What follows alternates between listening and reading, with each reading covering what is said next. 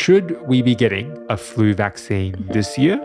And or should we be getting a flu vaccine every year? That's a legitimate question a lot of people are pondering.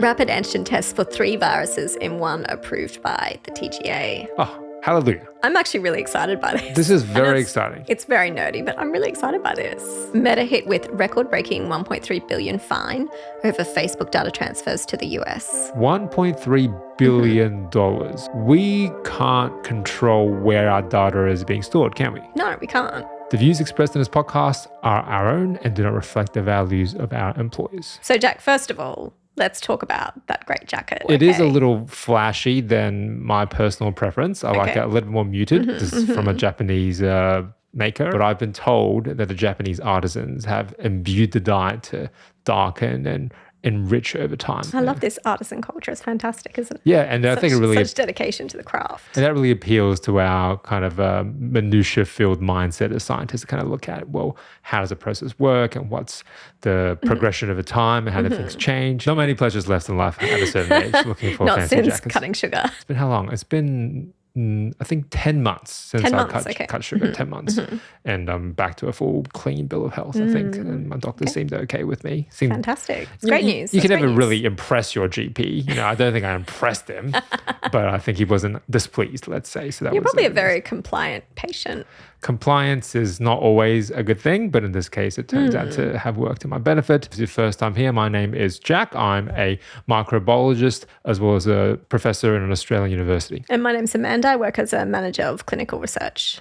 And on this podcast, we're exploring the intricate connections between science, technology, and productivity and careers, and how actually more and more things are more connected than we previously thought as the world tightens around us and everything seems to be focusing on this very similar themes. This is episode 9. Great. And we are doing it as a fortnightly release schedule, which works for us work schedule-wise, just barely.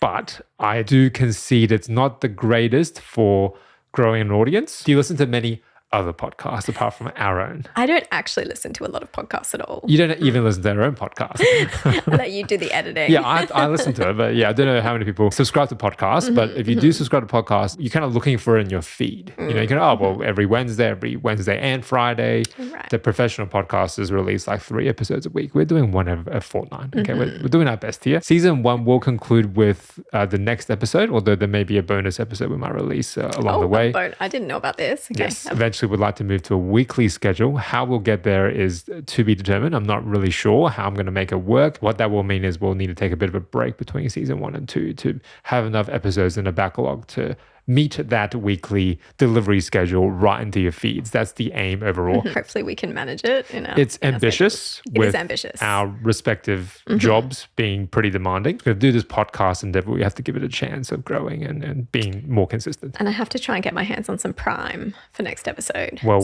no luck. We might need that full season break to find it. It could be this time next year. We talk about many different news articles and see how these headlines inform public consciousness around science, as well as really our own consciousness around science, because a lot of it is news, not just in the headlines, it's news very much to me. It's really interesting. Have you had do you think, a positive learning experience from doing this podcast? As a lifelong educator, my standard go-to line is any learning experience is a positive one if you look over a long enough period of time.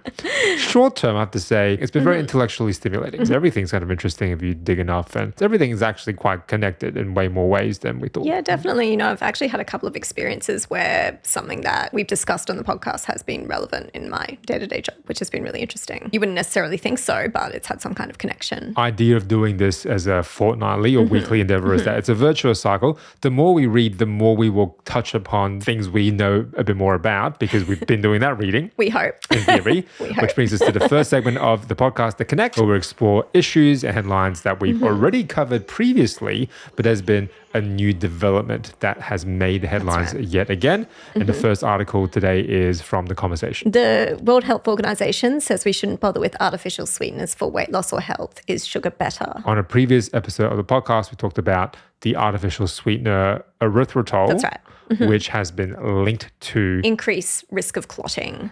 clotting specifically. So cardiovascular risk. artificial sweeteners as a whole, not necessarily bad, but erythritol, which is a type of artificial sweetener, has been linked to blood clotting disorders. That's correct. Or an increased risk That's right. of blood clotting factors.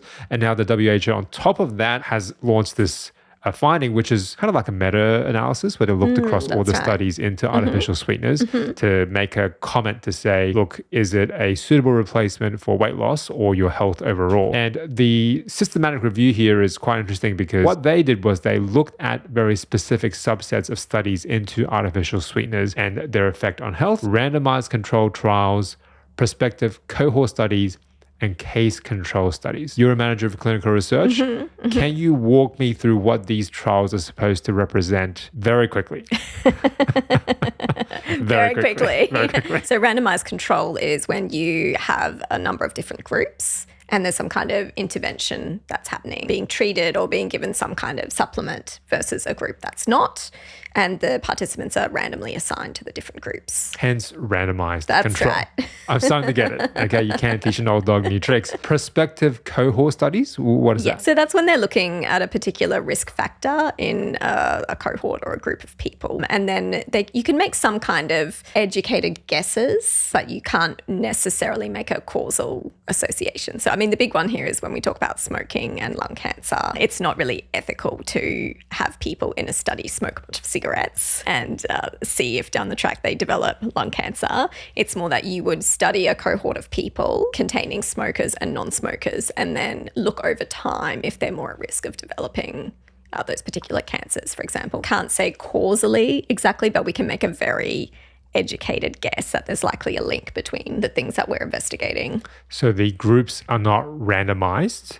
That's right. You go into looking for these cohorts. You try and control for all the variables as best you can. That's right. And it can be difficult to do across a group of people. They're not the same. You'll have a number of different factors. And while you try and control for them all, you may not be able to control for everything, or there might be a particular variable or difference between the groups that you may not have accounted for. 10 out of 10. You've explained the first two really well. So. Case control studies, according to this article, another type of observational study that follows two groups of otherwise matched people aside from the risk factor of interest. The risk factor of interest here is artificial sweetener intake. Yes? That's right. So I guess a little bit more controlled than prospective cohort studies. Yeah, that's right. But I guess the downside is you probably don't have as many people on average in those cohorts because you have to hand select them and control for all of these different things. The only one out of these three types of studies that gives you a more causal connection between risk factor and health is the randomized control.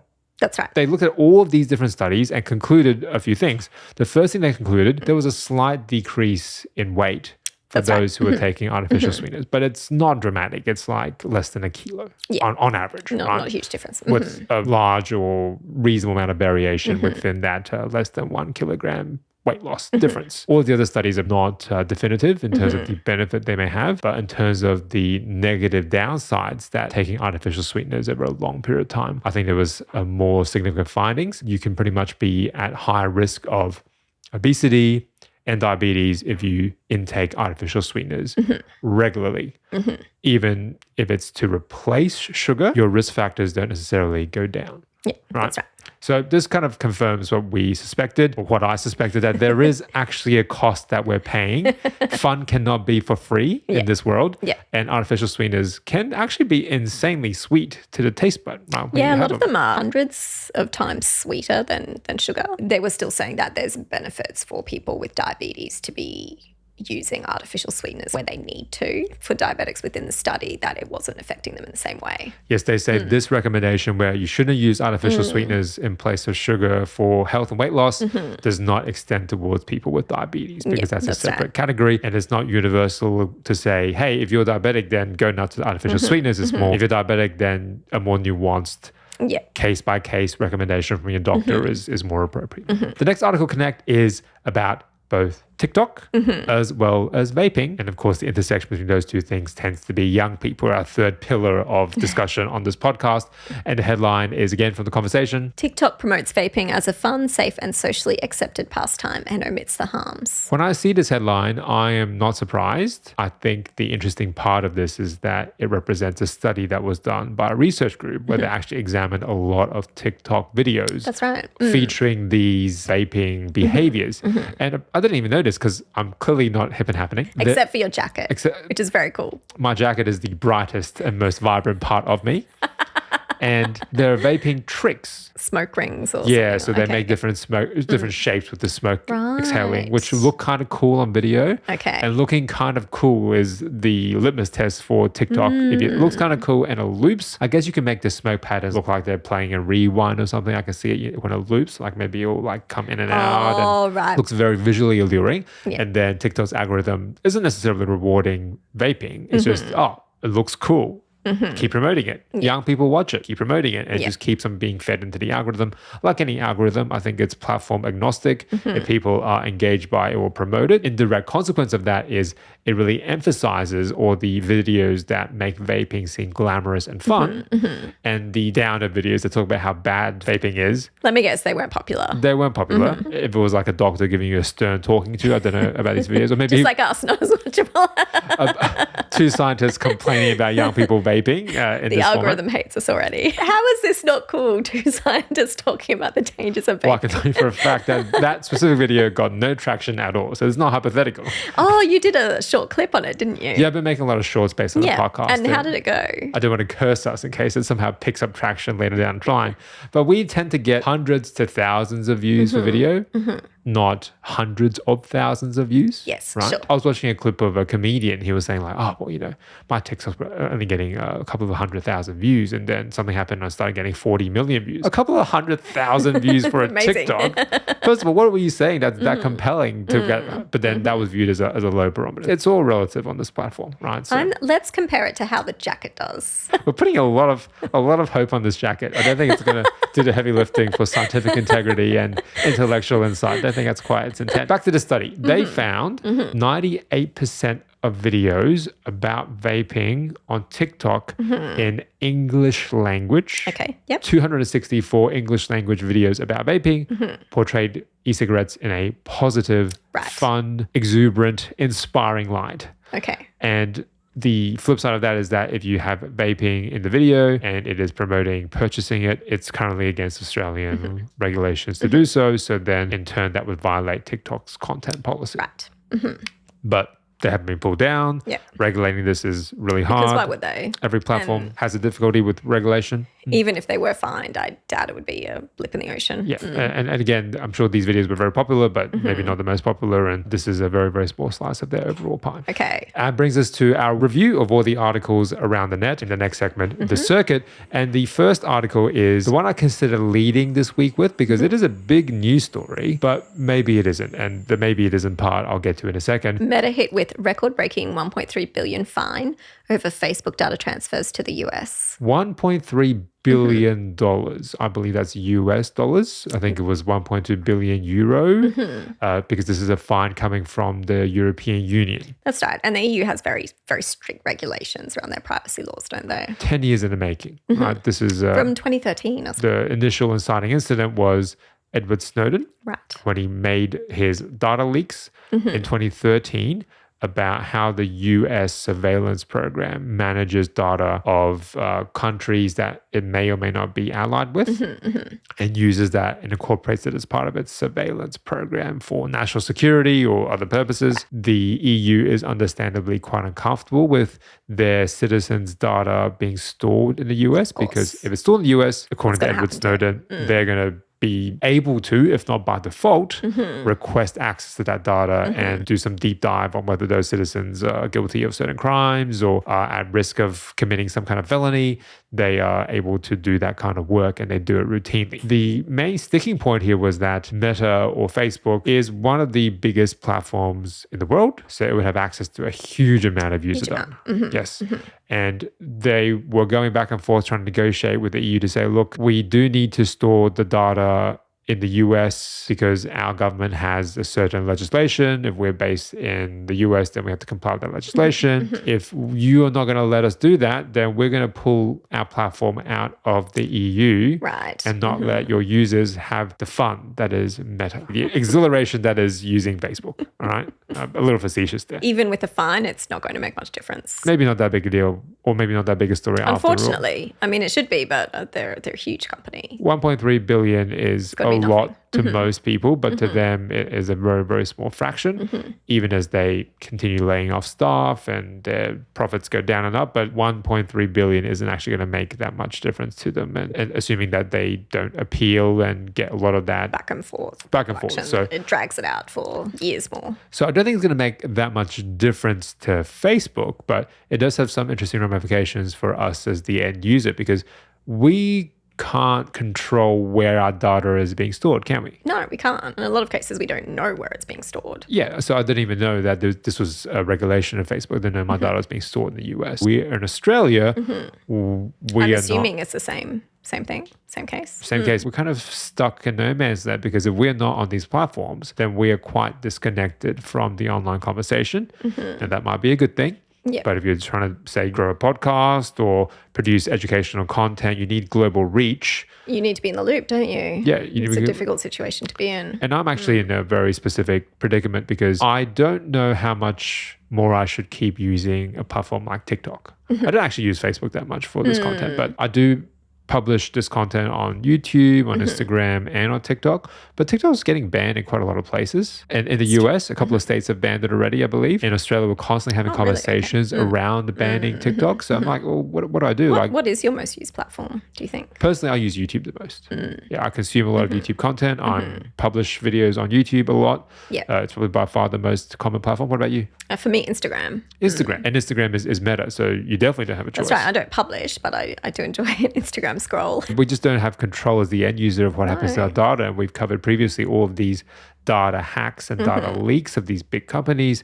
The hackers aren't going to go for our individual accounts. They're going to go for the big companies, and where they store their data is apparently not up to us. Not even up to most governments. I wouldn't even want to know. It would be scary to know. I saw a news article the other day where I think you could put in a few details and it would give you an idea of what it can piece together about details on you. And I was too scared to even look at it. Not to mention that I didn't want to put my details in it in the first place. But it's a bit redundant. Was it a news article? Please enter your PIN and your social security number. I want to say it was on ABC News. Okay, not on like ABD News. You got to be careful. A close facsimile of ABC, ABD News. Do you remember, it was a few years ago, where you just started getting an email from every single online store you've ever bought anything from, telling you that we need to comply with new EU legislation, and if you want to keep receiving emails from us, you need to consent to it. Do you remember that period of time? I don't remember that at all. You don't remember that at all? I have zero recollection. Maybe I do more online shopping of fancy jackets than you do. That flurry of emails came because of this piece of legislation that was brought in, the GDPR. General Data Protection Regulation. General Data Protection Regulation. And this is what led to Facebook having to pay that $1.3 billion fine. The same thing that these e-commerce sites selling jackets overseas were worried about keeping my details on their server that's not based in the country. Yeah. It's the same reason that Facebook got fined $1.3 billion. The thesis of this regulation is that the citizens should have a right to not have their data stored by the person who is requesting that data. Right. So even if you needed data to process a transaction, you should have the right to not have that stored indefinitely on someone's server. I do feel like often data is collected that these stores really don't need. I mean, it gets so many spam phone calls now and emails, and when I'm asked every time to put in my mobile phone number, why do you really need that? And when we go and check out our grocery stores and supermarkets, they ask you your postcode. I'm always curious what happens to your postcode. IKEA do that, don't they? IKEA do it. Grocery stores do it. They could see how far you've traveled to attend to visit that grocery store, and then Coles, Woolies to go to the supermarket. I'm going to do a bit of digging. I'm sure it's for a very specific reason, a very insidious reason that they're collecting postcodes. Probably. And we'll find out in our last episode of the season. Do you remember a couple of years ago there was that article? I think it was it Target or Walmart in the US? supposedly predicted someone was pregnant before they knew themselves. They predicted a family's teenage daughter was pregnant before the family knew and before the teenage girl knew because of the type of products that they were buying. That's right. Was aggregated with pregnancy. But it was strange things that were aggregated. It wasn't like pregnancy tests. Wasn't like prenatal vitamins. Yeah. It wasn't like obvious.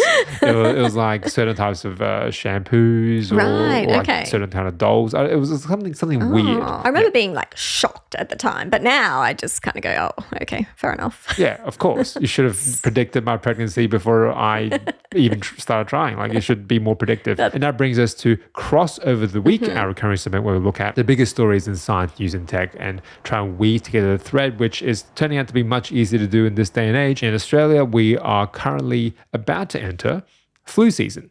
So the crux of the crossover of the week this week is, should we be getting a flu vaccine this year? And or should we be getting a flu vaccine every year? That's a legitimate question a lot of people are pondering. Not within my community of microbiologists who are all hardline. I go get the flu shot first week is available. We have it through work we do offices as flu vaccines. And I went to line up on the very, very first day, the very first time slot. It was just like a parade of microbiologists. It was just like every single scientist in the university is in the very, very first opening of the flu vaccine. So it's actually hard to get a read of it in my immediate day-to-day surroundings. Is that your experience as well at your work? Yeah, people are generally pretty happy to have it, but then I have some people on my floor who just say that they don't really get it. They don't bother. We're trying to step outside of our immediate sphere where everyone by default is, let's just go get the vaccine. Of course you do. So before we dive into the article, let's talk through a few off-the-cuff anecdotal reasons that you've heard people tell you they don't think it's worth their time. Whenever I get the flu vaccine, I get really sick. I've heard that one an awful lot. Look, funnily enough, it often happens to me. It's just not from the flu vaccine. You remain undeterred. Yeah. You can't catch the flu from the flu vaccine. Yeah, it's just stimulating an immune response. There's a lot of other viruses and other things circulating around, or you may have a few symptoms from the vaccine. You may have like mild symptoms that come up as a result of the vaccine, and that's why you're experiencing it. And it might just be the time of year. But anecdotally, it happens to me too. So that's one reason. I get the flu vaccine and I get the flu anyway. It's not very effective. It doesn't protect me. So what's the point? Whenever I get the flu vaccine, I feel really sick. Second one, when I get the flu vaccine, I get the flu anyway. And the third one is, I got the flu vaccine last year. I don't know why I have to keep getting this vaccine every single year. Again, we're not trying to debunk these myths. We're not like mythbusters or anything. No. I don't actually think mythbusters is that productive for the scientific dialogue. The idea that there are so many myths out there that you can just very easily bust is not conducive to productive long-term dialogue about science. It's a bit of a violent show, wasn't it? They were always blowing things up. Well, it's amazing how many myths need to be physically busted. But yeah, there were a lot of things that were blowing up and explosions. Maybe that made for good TV. I guess it would. So I get the flu shot and I feel very sick. You've alluded to it earlier, but flu season is usually when people get the flu vaccine. That's right. And it's called flu season for a reason, but it's not just flu that is very dominant during flu season. It is the common cold, which is most commonly a rhinovirus, a different class of virus that the influenza virus vaccine does not protect against. It could also be RSV, respiratory syncytial virus, another very common respiratory tract infection, just as dire in terms of the symptoms as influenza. Very dangerous in particular for children. In many cases.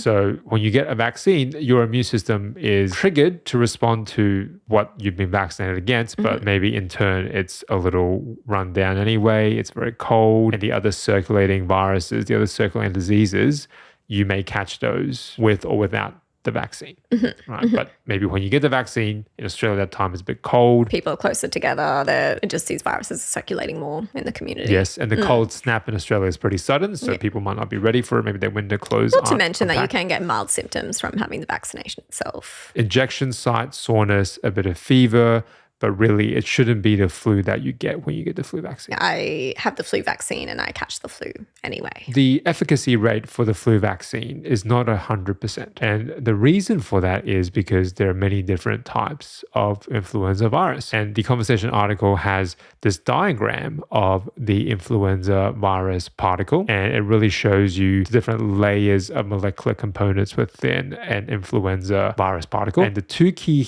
things here to pay attention to are the H and the N. So the H is for hemagglutinin and the N is for neuraminidase. Both the H and the N are external. They're sticking out outer surface of the viral particle, but they are not universal in their structure. They can change into a lot of different morphotypes. That's right.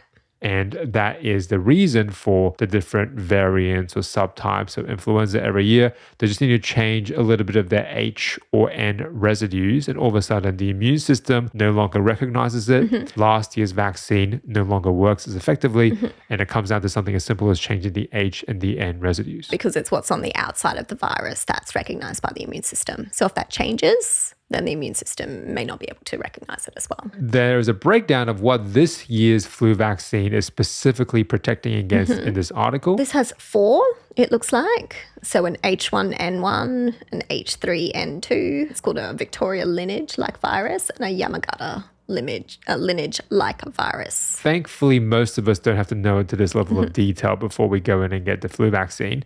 But pretty much there's influenza A and B. The vaccine can be either one. And also there's a naming system where it tells you the place in which it was first isolated. The 4 strains here: Sydney, Darwin, Austria, and Phuket. Presumably if you get the influenza vaccine this time of year in a different part of the world, the strains will be different. And the last part is year that it was isolated, as well as the virus subtype. So you really get into the weeds here, but pretty much I guess you need to know, is it influenza A or B? And the vaccines will protect against the strains from both influenza A and influenza B isolated in regions closest to where we are located in the world. And it's really their best prediction at the time of what they think will be the dominant strains. It may not come to fruition quite like that. So hence the differences in effectiveness you might get with different vaccinations. The estimation here is that flu vaccine limits your chance of catching the flu or serious symptoms emerging from flu infections by 30 to 60%. Which means that is a positive step, but it's not 100% protection. No. It is still possible to catch the flu after the flu vaccine if the flu strain that you catch is not one of these 4. Absolutely. I caught the flu last year and I had the flu vaccine. It was a lot later in the year, so perhaps my immunity had waned somewhat as well. I think I had the flu in November last year and I would have had the vaccination around early May. So quite a bit of time difference. Right. And its effectiveness does wear off over time as well. And the article does go through and answer a few more of these questions, which I encourage everyone to go and read. It is from The Conversation, the most common side effects and the amount of efficacy a flu vaccine can actually give you in terms of protection. And the best time to get your flu shot is when your immunity is going to peak. That's how you reverse calculate it. That's right. So in Australia, we hit our peak cold in about June. Late April, early May is kind of their recommendation to say, well, that's probably a good time to get the vaccine. And having that coverage over the cold season when it does tend to spread more, just often due to proximity of people to each other. Yes, your immunity does wane over time, and or the longer you wait, the more likely that the strain of influenza circulating is not going to be one of the 4 or 5 that's within that year's vaccine. That's right. But my thought on this is that, look, if I get the vaccine every single year, assuming I don't have any other risk factor that prevents me from getting the vaccine, I think there are people with like egg allergies and you have to get a different version of the vaccine that's egg-free, catering to older people with lower immunity, and you get an extra strong version of the flu vaccine. So all things equal, I'll try and get the vaccine every year, and hopefully the number of strains that I'm protected against over time tally up so that this year's vaccine will not just protect me from this year, but maybe the off chance I catch a random strain next year. That's kind of my approach to it. And this is actually a really informative article. I thought it was quite a good read. And I know we always plug The Conversation, but I'm just going to plug it here again and say very useful news outlet. It's written by experts within the field, and they're more of a long form news article where you can delve a little bit more into a subject. And it's quite informative. There's a lot of great science related topics covered on here. It's not a finger wagging type of article, I find. Some of them can, but this one is not. No. And I think this has damaged a lot of general public relationships between scientists and the communities. Vaccines save lives, don't be dumb. I think that approach, as tempting as it is to engage in that diatribe, has not proven to be effective. Vaccinophobia is more prevalent than it's ever been. It's not a helpful approach. We need to be having conversations about this. And I think this piece does start that and break it down pretty logically, pretty systematically. We are very much for vaccinations on this podcast, especially the flu vaccine. If I can avoid catching the influenza virus and go back to work much more quickly, I would take that option every single time. And it's about protecting the vulnerable members of our community as well and reducing the risk that we spread to them as well. And on that point of reducing risk, there is good news on the innovation front in terms of diagnostic testing. In Australia, the Therapeutic Goods Administration has just approved a RAT test, a Rapid Antigen Test, something that we're all too familiar with, a little white thing that you peel off in a case and then you drip a bit of your nose aspirate into it, and then a number of lines tells you if you've got nose pregnancy. No, it tells you if you've caught some kind of disease.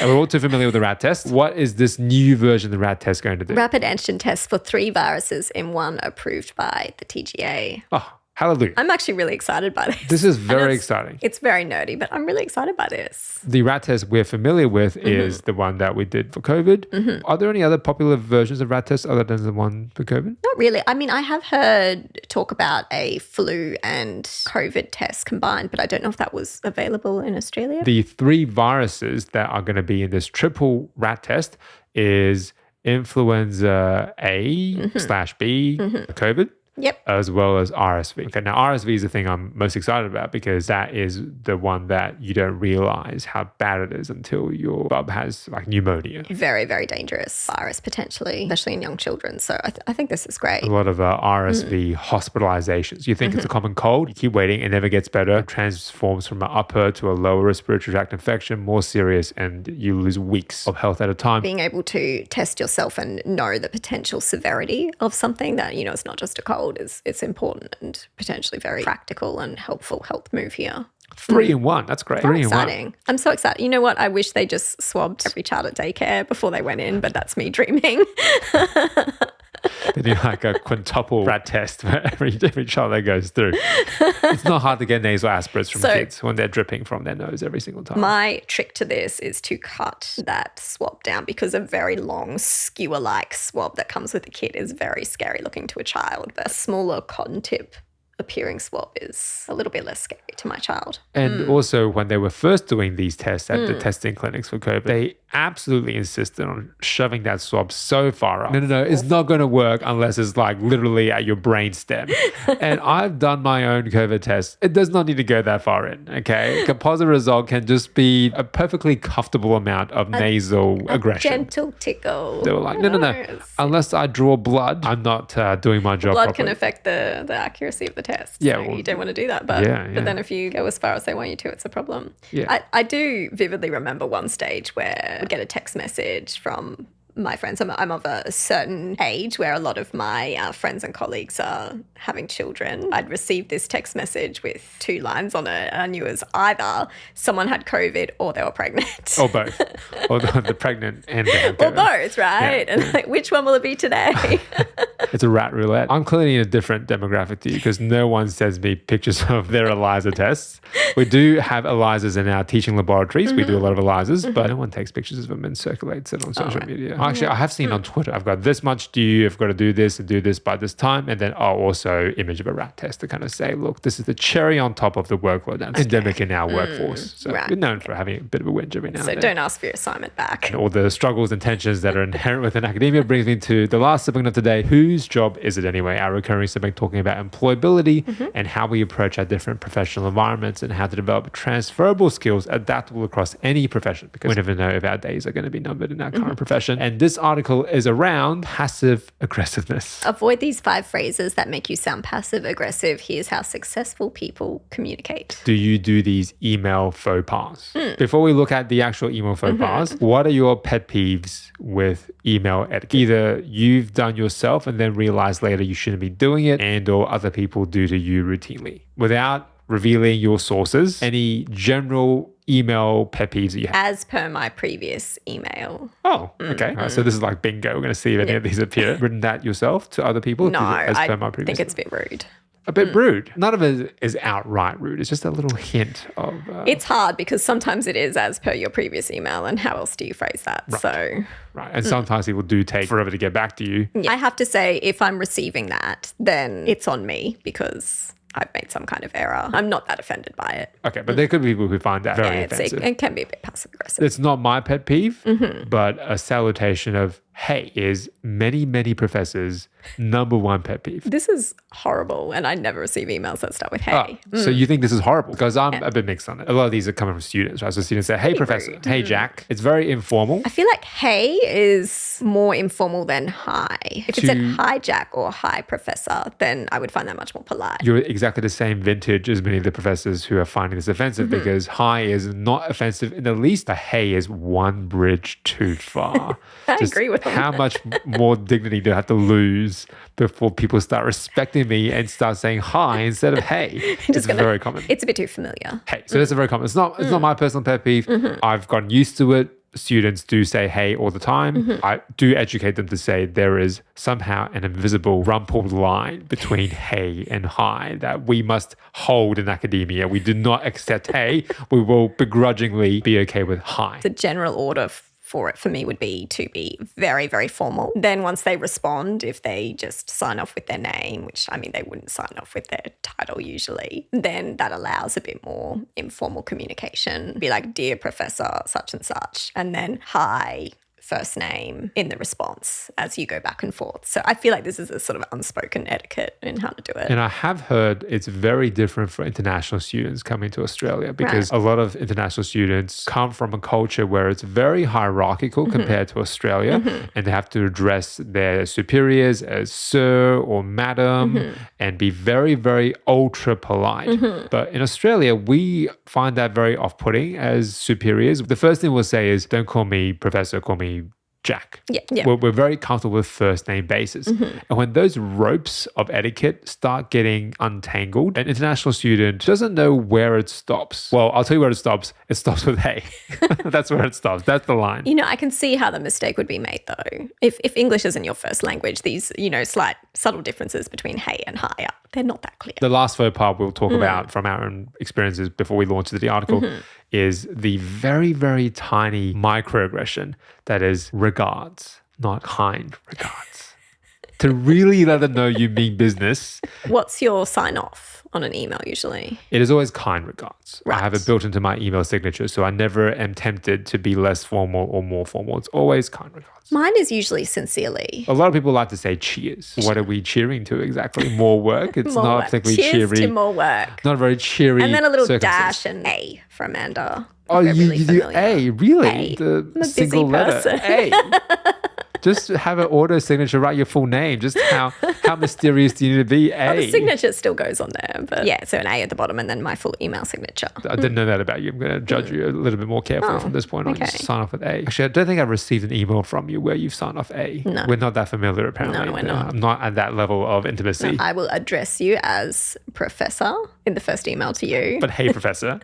Hey, professor. Not hi, professor. These are the 5 email faux pas that they say are the most common. There's a bingo. You've picked one per my last email. Yes, that is quite passive aggressive. So it's right there, right up the top. Yes, I don't think any of mine made the list. For future reference, it says the subtext of that is, let me correct your blatant mistake that you should have already known was wrong. I don't think that one's that rude. I don't really say it, but if I received that, I wouldn't be offended. Okay, but if you're going to include this in your future email for future reference, I'd be like, thanks for helping me out for next time. be a bit more cautious in writing this to superiors. They might think you are accusing them of not knowing something in time. Bumping this to the top of your inbox. Ooh, I've never seen that. I've never received that one. I don't need anything bumped in my inbox. No, inbox bumping. What it actually means, you're my boss. This is the 3rd time I've asked you. I need you to get this done. Like, I've never received that. I'm hoping I never do receive that. Nor will I be bumping anything to anyone's inboxes. Maybe we're in the minority. Okay. Please leave a comment down below or let us know if you are constantly having things bumped to the top of your inbox. Just to be sure we're on the same page. Just to be sure we're on the same page. Have you used that one before? I've received it, but maybe. I don't really use it. It says the implication here is, I'm going to cover my butt here and make sure that everyone who refers to this email in the future knows that I was right all along. The last one, going forward, and it actually means do not ever do that again. I'm not that offended by that either. I would use that, but it would be in the context of going forward, why don't we try, or let's do this. as more of a collaborative effort. Well, this has been flagged on a pretty big outlet as an email faux pas. So even if it's not an email faux pas in the past, now that it's been flagged and you use it, people might have read this article and say, oh, hold on. Hasn't Amanda read the most common email passive-aggressive faux pas article? She's so behind the times. I'm going to email her and say, for future reference, please refer to this article around email faux pas. Just to make sure we're on the same page. Per my last email, Amanda. Going forward, I want you to make sure we're on the same page. But if you sign up with Jay, it'll be fine. I'm not going to sign up any email with Jay. No one is familiar. No one is so familiar that I'm going to give him a single initial, right? No one. I err on the side of probably a little bit too polite in my emails. Okay. I don't think good manners can do any harm. I agree. And often, you're asking for something, so why not be polite about it? What I will say though is that brevity is undervalued because if you write a lot of text, that's not that polite either. You ask them to read it. So what I always do is I write the full email, and I'm also erring on the side of being more polite. I try and go back and cut out 30% of the email if I can. If I can still get that message across in 50 to 60% of the original text, that's the ultimate politeness, to not have to read as much. That's a very fair point. And I think sometimes I spend too long writing an email.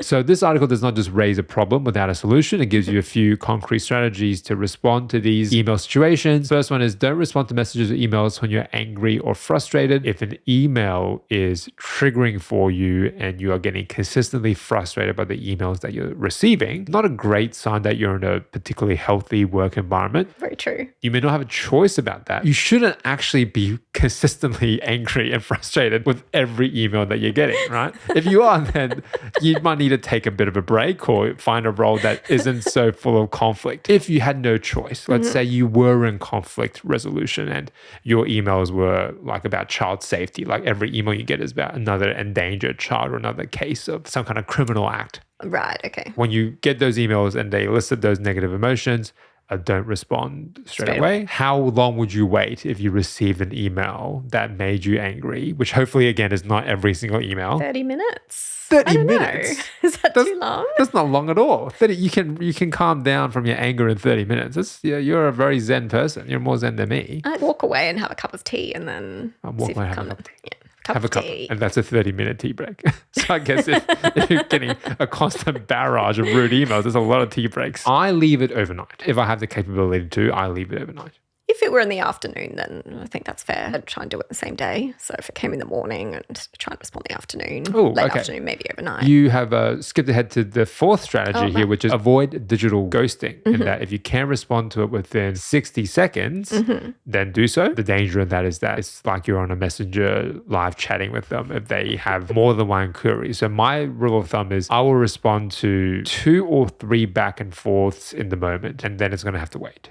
Okay. That 60-second rule applies unless the same person emails me 3 times in that span. I've got to call it quits. I don't have time to be responding to one person's queries all the time. There's a lot of different things going on day to day for me. So I try and respond straight away where I can so I don't forget about it later. And then my other strategy is to mark something as unread if I don't have time then to respond to it, to make sure it keeps appearing in my inbox. The email client that I use, and most of us use, is Outlook. And Outlook, you can flag emails, little red flag. It has lost all meaning to me. I've so many flagged emails. I do not care if it's flagged or not. I don't care if it's urgent or not unless I see it in 60 seconds. Only barometer is, have I read it yet or not? So I do what you do as well. What if it has a little exclamation mark next to it? Oh, that's the urgent. That's the high priority. Yeah. But unless it is unread, it is of no consequence to me at this point, right? I get so many emails. Nothing to you. It means nothing to me. It barely raises a blip on my radar. But that's because I receive so many emails. If I get 10 a day, then I'll read everything. But I get like 150 a day sometimes, right? There's a few other strategies here, but the one I want to end on is this one. I think this is an important point that you have partially explained why you are quite zen, is that most of the faux pas didn't seem to offend you much. And it's because you assume good intent. You assume the sender is not passive aggressive or not trying to needle you. Not only will you be less likely to be constantly needing tea breaks to calm down from being angry, but it just makes your working life a little smoother. If you assume good intent, you're less likely to be passive aggressive in your response, and that person doesn't have to assume the best of you. They will just see the best of you in every interaction. Power dynamics are different in every work environment. For some people, maybe they need to fight back with even more confrontation to assert their structure or their hierarchy in the workplace. If you were like a lawyer negotiating over a client, say, you couldn't then back down because that would be a sign of weakness. we are in a profession where the ego is, of course, there, but it doesn't really help the cause. You can be super confident, but your experiment's still going to fail. Like the ego doesn't really help when it comes to that. In my job, I often need things from people, and it's a lot easier to get things when you're friendly. Again, you're showing your cards as to why you've been thriving or surviving in a professional environment. You're friendly, you have good intent, but it's different. Maybe surviving. It's different for everyone. But I think no one enjoys receiving poorly thought out emails. And it all comes down to communication. My main takeaways are assume good intent like you have consistently, be more polite than you have to be, and be brief. If I have to read less, even if I get a lot of emails, they're to the point, they're well constructed, it's very clear what is asked of me, then I'm more likely to respond. All fair points, I think. Okay, and with that brings us to the end of not only Whose Job Is It Anyway, but of this episode of the podcast. That concludes episode 9. The next episode will be the final episode of season 1 of Crossover Connections with Jack Wang. You can find all of the previous episodes, including this one, on the YouTube channel, as well as Spotify and Apple Podcasts. You can listen to all the archive as well as my Crossover Connections with Jack Wang newsletter in the links and show notes below. I'm Jack. And I'm Amanda. Hope to connect with you again next time around.